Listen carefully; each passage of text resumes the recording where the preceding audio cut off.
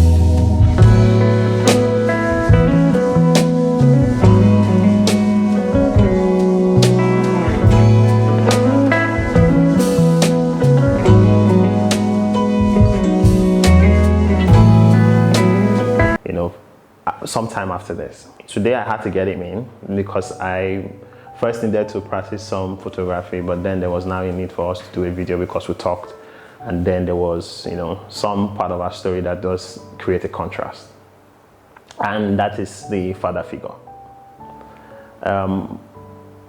By the way, his dad is passed. Mine is still alive, but then there is some part of the story that we need to talk about. I did in our last video talk about the fact that I had parents who wanted to always lock me in the house because that was the best way. Yeah. But then I and my dad always had pretty long arguments about everything. We fought about everything. In fact, we were the worst of enemies for at least 6 years of my life. Minimum 6 years of my life. It was, at the time it sort of made sense, but then when you hear the stories of other people who do not have that father figure, you then understand that there is some importance there, right? Ope's story is quite dynamic, so could you just let us know, can you tell us when, or can you just do a short description, introduction of yourself? Okay, hi guys, it's a privilege to be doing this. I've always wanted to, at some point talk about this. I mean, it might just be inspiring someone out there. Yeah, but I'm a last child of three. Lost my dad way back since 2003. I was barely 12, 13 years old when I lost my dad, and it was during the festive. So you can imagine how sad it would have been for myself and, my family at large. I hail from Ekiti State, and my dad too, of course, from Ekiti State, my mother from Ekiti State as well. And I mean, childhood was a great experience, living with just a small family. I have an elder brother and an elder sister, and basically it was a fire accident. It was quite unfortunate, bearing in mind it was Christmas period. So it was a really, really big burden to bear for myself and the entire family. And because of this video, I'll tell the story of how it actually happened, how the whole story happened, losing my dad, and the before the incident and then aftermath. So in the context of what the Chronicles with Leano is, the Chronicles with Leano is supposed to tell us things that you've never heard about people you know. You probably know them, or maybe you don't. But chronicles or parts of their lives that they are either too afraid to talk about, too shy to talk about, they don't talk about it enough, so you would probably hear them from here. All right? So, not to make you begin to cry. I know you probably haven't cried for a long time, but can you just tell us, briefly tell us how it happened? How did it happen? Okay, so that fateful day, 22nd of December 2003, I recall, as our usual custom, December period, we'll go to the beach and all of that. So my dad, myself, my brother and my other sister, at the time we had a cousin from the village, the state where I hail from, Ekiti State, who was with us for that period just to spend the Christmas period with us. He came around and we're like, what are we doing in the house? It was a Saturday. Let's go to the beach, let's go have fun. And then, so at that time, my dad he ran a public transport sort of business. He had like a couple of buses, interstate and the likes. So we just jumped on one of the white Toyota Ace buses, went to Oniru Beach that year. And so your dad would have probably become Oluomo. Possibly. So for some reason, my mom insisted she wasn't going to go to the beach with us. We persuaded her, but no, she declined because her excuse was she wanted to loosen her hair. Okay, fine, make Christmas here. The rest of us would go have fun at the beach. And she was home with I think she was the only one at home that day. Yeah. Lo and behold, went to the beach, returned. Mom had loosened her hair. She was wearing braids before, like in the early hours of the day, but she had loosened her hair, but she didn't make her hair. She just lost her hair and that was it. So late into the night, my cousin, myself and my sister were in the living room. We're seeing some movie. I can't remember the exact movie at this time. And then usually we turn on our gen at 7 p.m. to turn it off at about 11. So at about 11, we're going to sleep, after a long day at the beach, and we turned off the gen. I remember I wasn't deep into my sleep as such, and my dad, knowing who he is very, very security conscious and very, very sensitive. And say 45 minutes afterwards, there's some funny smell in the house. I mean, I was deep in my sleep anyway. I heard that I perceived any smell whatsoever. But I remember my dad woke up and there was just this funny smell in the house, and he woke my mom up, went to the living room, and so there's this, usually our changeover, that's the circuit box, was like on the balcony where the living room was, just on the side, on the right hand side, and there was fire from the circuit box already, and we're wondering from where. We just turned off the gen a couple of minutes ago, not even up to an hour, and then fire took the circuit box and then somewhat extended into the living room. And that very night, I remember I was in my panties, and my dad, I remember he pushed us into the bathroom like, kids, go into the bathroom, open the shower. That was the last statement I heard of him ever. And I think it was in the publication a month after rather, in the Punch. That same line, kids run into the bathroom, open the shower and just stay in the bathroom, And we're in the bathroom. My brother at the time, he was in boarding school then, and I don't know how he did it, but he used the roof. Like, he came out of the house, he went through the roof, came out of the house. My mom was in my room. She just, as usual, her mother, she was just praying. She was just there. And we're in the bathroom. Sometimes, while the fire was on, we'll come into the room, we'll come and peep at my mom. Like, Mom, come into the bathroom. She refused. She was just in the room praying. And luckily for us, we had neighbors who broke in to help us. I remember coming out through the bathroom window, that tiny window, you know. And my sister, in fact, I immediately we came out, my sister fainted immediately. We were looking for my brother. My mom, she was eventually dragged to come out, after pleading. So in same fire incident, she was dragged, she was pulled out, and then she came out. And we were looking for my brother at some point. Then we found him later. And afterwards, I think my mom, according to her, was like, my dad said he was going to get the keys to the house because at the time we usually keep the keys to in the kitchen. So that was the last thing. That was the last statement she remembered. He told her that he was going to get the keys to the door and then he would get us out of the building. And unfortunately, we only saw the remains of his body. They didn't show it to us anyway, but I remember they showed to my mother and my brother. So it was tough. We were broken. We lost virtually everything in the house, virtually everything.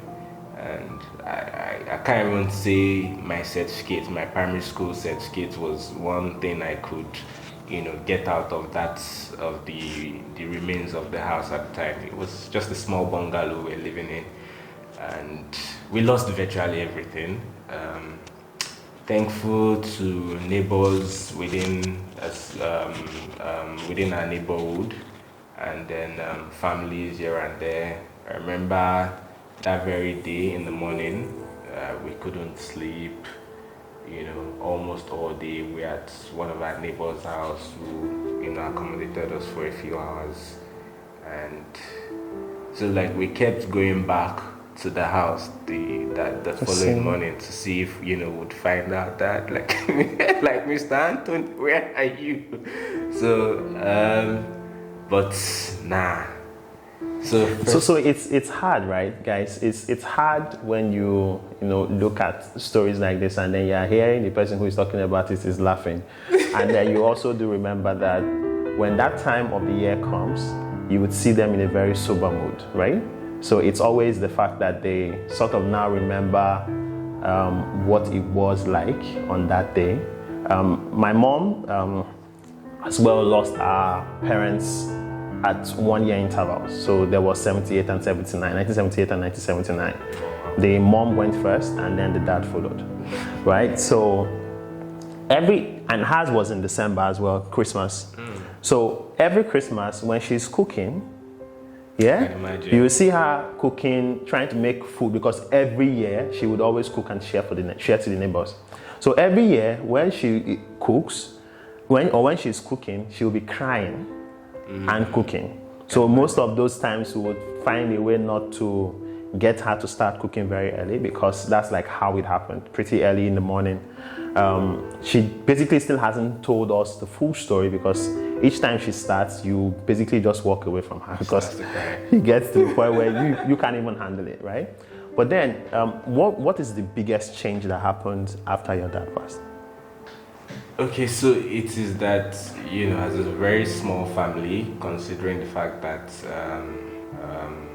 we were still in school, we're all in school. I think my brother just got into the university at the time, year one, OAU. My sister was seeking admission, I think so, yeah. And then I was in GS3 or so. So it was really tough because I had to change schools.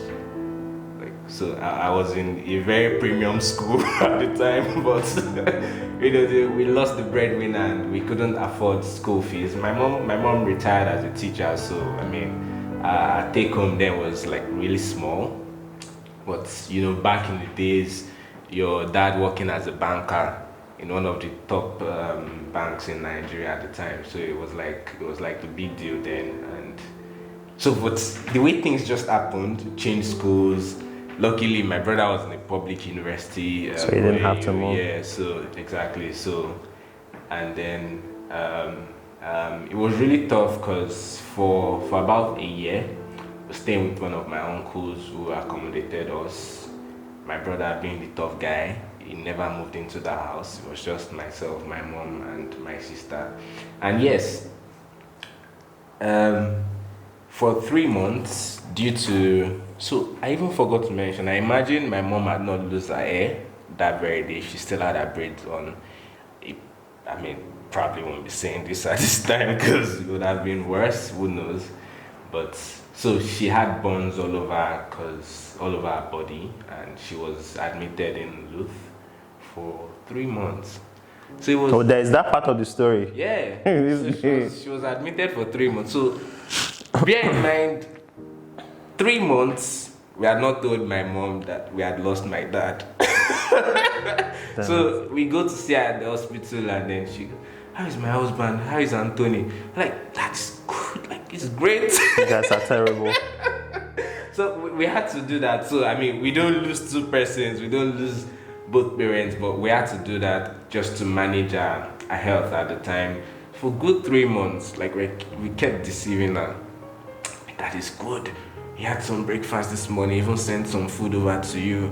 Like, it's just some blocks away from your own intensive care unit. So that was like the same punchline. I remember my mom fighting then, like, I want to go see my husband, let me even go take care of him, and all of that.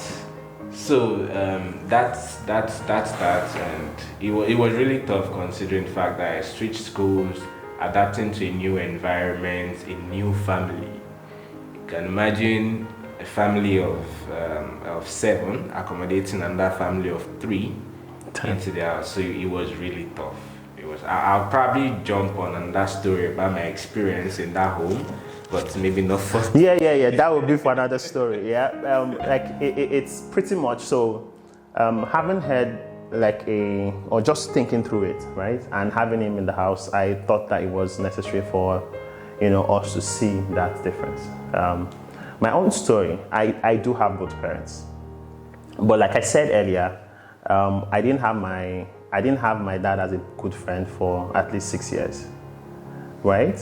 And what had happened was that we were always quarreling about everything, and we would struggle about everything. One of the key issues was the fact that I think that I was just that one of those type of children who would not want to take instruction because somebody's saying it. They just want to do it because they think that they are the ones that are saying it. Like, I just was that kind of child. And one of the key issues at the time was, my dad not being able to pay my school fees for a private university who invited me to come in, right? So I held that against him for a while, not knowing that it was just for the best. Basically, it would have, number one, affected the other siblings in the house. It would have affected the dynamics of the house. I probably would have dropped out. I don't know, right? But there are multiple things that could have possibly happened. But I held it against him. And for a very long time, it was a fight, right? Hearing Ope's story and, trying to understand what that small change could have been. Like, it was more of, at the time, he probably he is a civil servant, right? Working at the airport, a radio technician. So basically, a radar radio technician. So at worst, let's say, or at best, maybe like 200K or 300K was the salary. He had 5 children and a wife. Plus he had other dependents. Also, he was trying to raise a house in the village. So there was like too much going on. I just didn't understand as a child, right? Pretty much, I think that in as much as we celebrate our mothers, by the way, my mom is queen, just so you know. Yeah. She's number one. I don't think there is any creature on the surface of the earth who will take that place. Not even my dad, by the way. Mm-hmm. But I think that we should, give some more time to celebrate our fathers. Whether we are talking about patriarchy and all that shit, there was always patriarchy. There will always be patriarchy. Whether you like it or not, it will always be there. But because they, create that atmosphere of them being able to hold something and say, this is what I am holding, and hold it well. For those who haven't run away from their wives and husbands, from their wives and family, we should actually celebrate them every year. I feel really jealous. My girlfriend talks about it sometimes. I feel really jealous when there are like 5 different Mother's Day in the year, but there's just one for the man. We could do more, right? Some of us, for those of us who have dads, like just do something this week. Do something thoughtful. Maybe a call, maybe a message, maybe a delivery, an item. Just do something, basically, to make them feel appreciated as well. Thank you so much, Opeyemi. There just isn't so much time. We probably would have dedicated like 2 hours talking about this whole story because there is also, that part of it. But maybe one of these days when we do get into the aspect of talking about our experiences at home or in the homes where we grew up, we could talk about that basically. Yeah. This one is just for us to create, let us understand the contrast between having a father and not having a father, right? It was a lot, I think, hearing your story, even though my dad was a bit broker than your dad, but it was a lot interesting, growing up and having both parents, because at least you can argue with your dad and run to your mom, or argue with your mom and run to your dad. So basically that's like the difference between, both stands. And thank you so much. I hope you did enjoy this topic, except if you... Yeah, absolutely. But by the way, I think Moses was a rude boy since childhood. Yeah. I'm sure you watching this video over there, you think the same as well. For you not to talk to your father for over 5 years, man. Over 6 years, by the way. Imagine, that's cruel, man. We survived this, man. All right, thanks so much, everyone. Thank you, guys. Keep watching, keep subscribing, keep sharing. I love you all. I love you too, brother. Bro hug. Bye, guys.